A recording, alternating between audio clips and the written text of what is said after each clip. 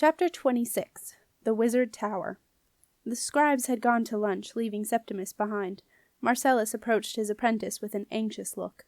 "A moment of thy time, apprentice," he said, sitting down on the stool beside Septimus, which was normally occupied by Septimus's personal scribe. "For surely the tincture neareth completion, and doth require thy attention." Marcellus nodded toward a glass cabinet that stood on a golden plinth on one of the ebony tables at the edge of the chamber. Inside the cabinet, on a delicate three-legged stand of gold, was a small phial filled with a thick blue fluid.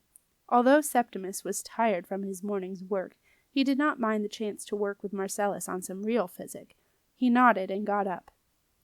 Next to the glass cabinet was a new oak chest, with gold-covered corners, bound with 2 thick gold bands. This was Septimus's personal physic chest, and he was very proud of it.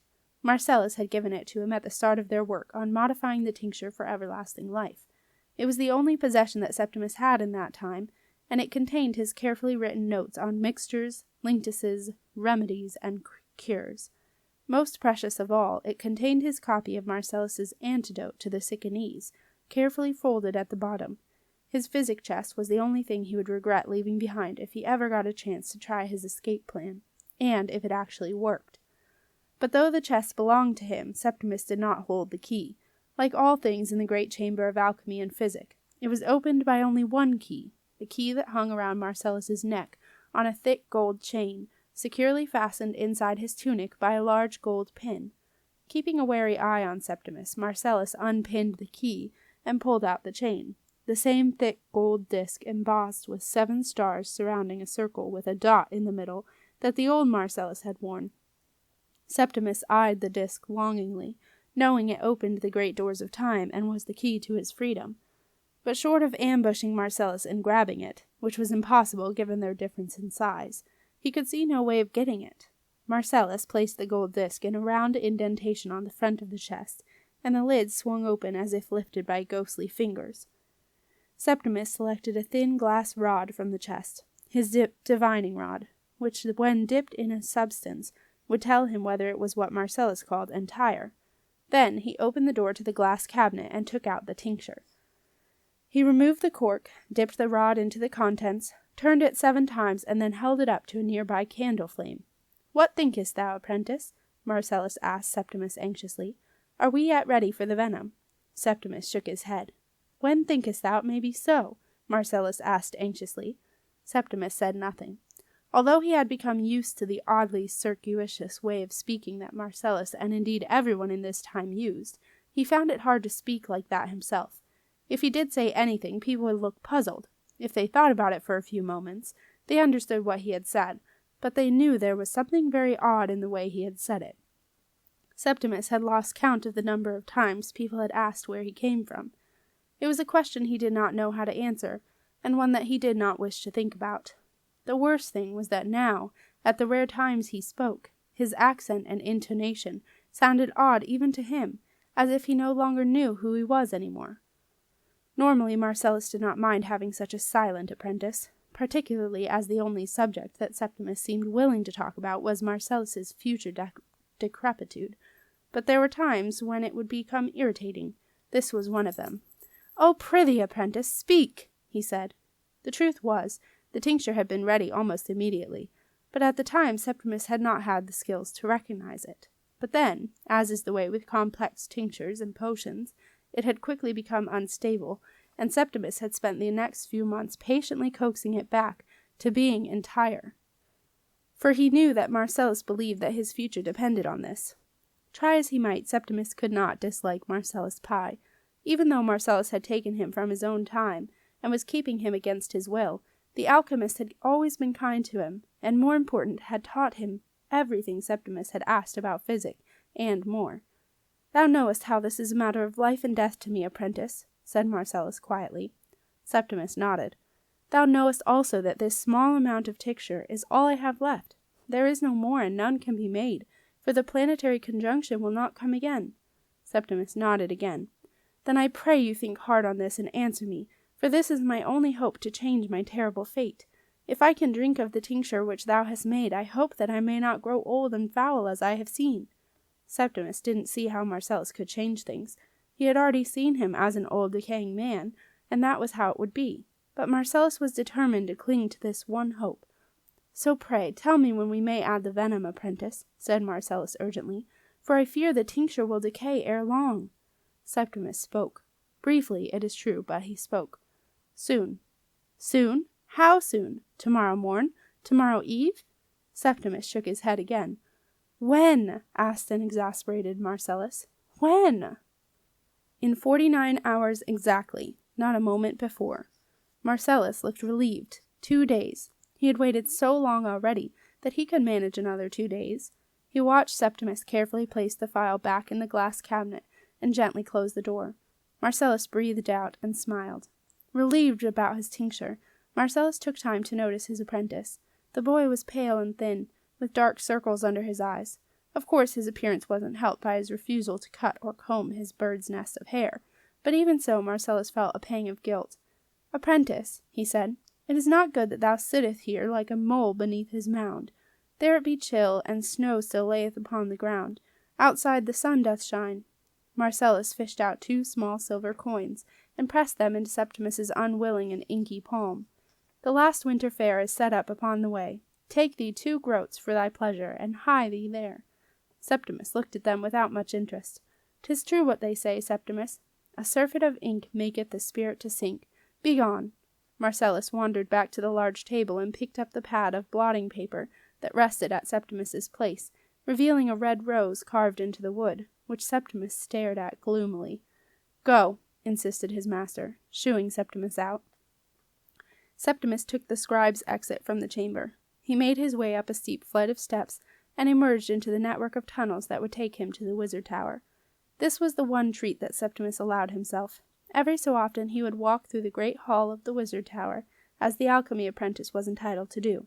It was a bittersweet experience, for nevertheless it reminded him of home in a way that nothing else in that time could. He knew the way well now, and walked slowly along the rush-lit tunnels. Before long he reached a small underground archway, through which he could be seen a flight of steps. "Good day, Septimus Heap," said the ghost, sitting at the foot of the steps. A fairly recent ghost of an extraordinary wizard, judging by the brightness of his robes. Septimus nodded, but he said nothing. "Turn left at the top and say the password," instructed the ghost slowly, and extremely clearly. Since Septimus had never spoken a word, the ghost had decided that he was not the brightest of apprentices, and made a point of loudly giving Septimus the same instructions whenever he saw him. Septimus nodded again politely and headed for the steps, with the usual strange feeling lurking in the pit of his stomach. At the top of the steps he turned left, as he always did, and went through a small cloakroom, which he still thought of as the broom closet. This was the part that still raised his hopes, no matter how many times he told himself not to be so ridiculous. He pushed open the door and walked out into the great hall of the wizard tower. The first time that Septimus had visited the wizard tower, he had stepped into the great hall and was convinced that he had somehow come back to his own time. Everything was the same. The walls had their brilliant, fleeting, magical pictures floating over them. The same air of magic permeated the atmosphere and made him feel dizzy with relief. Even the floor of the great hall had the same strange, sandy feel as he had run across it, too excited to glance down at the welcome message it was writing him. He had jumped on the silver stairs and ridden to the top of the tower, just as he had done every day for nearly 2 years. He had not noticed the confused glances of the ordinary wizards on the various landings. All he had wanted to do was see Marcia and tell her what had happened, and to promise her that he would never go along the outside path again. Never, ever, ever! On the 20th floor he had leaped off the stairs, and dashed toward the great purple door at the entrance to the extraordinary wizard's rooms. The door would not open. Septimus had pushed it impatiently, feeling that he could not possibly wait another second to see Marcia.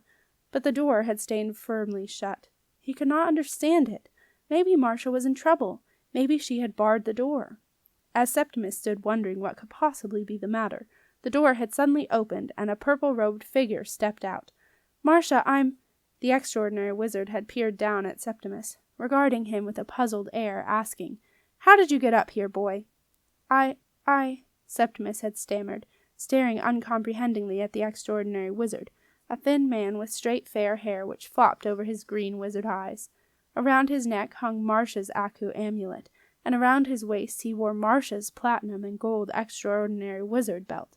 Suddenly Septimus realized the truth of what he was seeing. "Be not afraid, child," said the extraordinary wizard kindly, noticing Septimus's sudden grey pallor. "You are newly come, are you not?"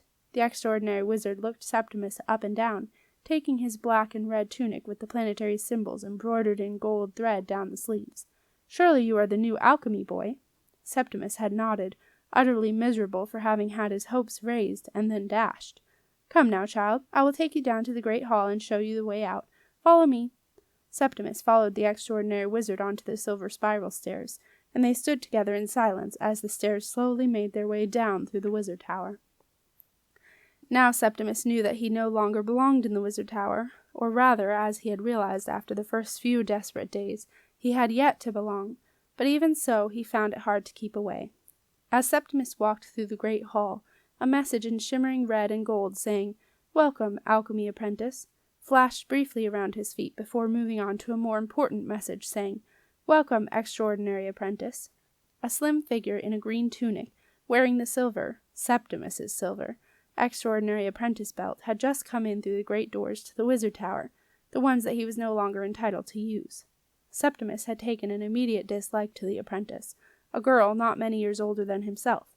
He knew it was unfair to dislike her. She was friendly enough and nodded to him in a distant way when she saw him, but she had taken his place. Or was it, he asked himself, that he will have taken her place, eventually? At that point Septimus's brain refused to think any more. Not wishing to have to explain his presence, Septimus slipped into the shadows and headed down the crumbling stone steps at the back of the wizard tower. Then he skirted the great base of the tower and set off across the snow-covered cobblestones of the courtyard, toward the great arch. It was, as Marcellus had said, a beautiful day. The air was chill, but the bright, low sunlight glinted off the gold streaks that ran through the lapis lazuli, which lined the arch. However, Septimus paid it little attention as he wandered through, and emerged into a thronged wizard way.